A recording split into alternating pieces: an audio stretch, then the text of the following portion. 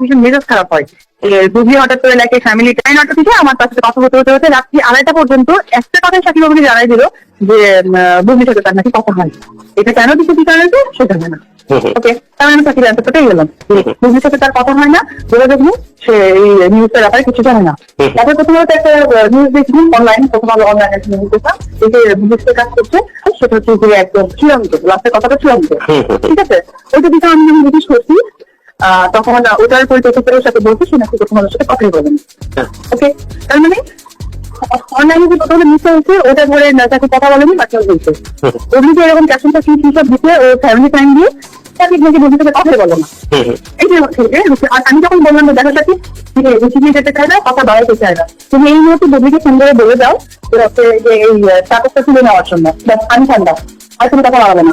সেগুলো আমি মনে হচ্ছে আমাকে বল নিচে তাদেরকে বলছে যে আরে ভাই আমি তুলবো কি করে, আমি তো মানে কি করে তুলবো, আমার কথা হচ্ছে যে আমি যিনি সাথে কথা বলি না তার কাছে আমি ক্যাপশন কে অপশন বলি কি তুলবো, আমি তুলবো কথা বলি সেটা তুলবো ওকে ফাইন।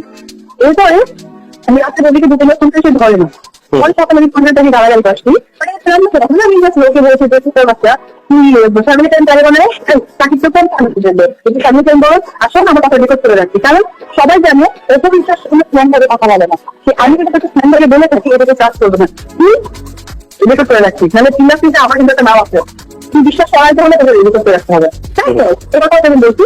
আর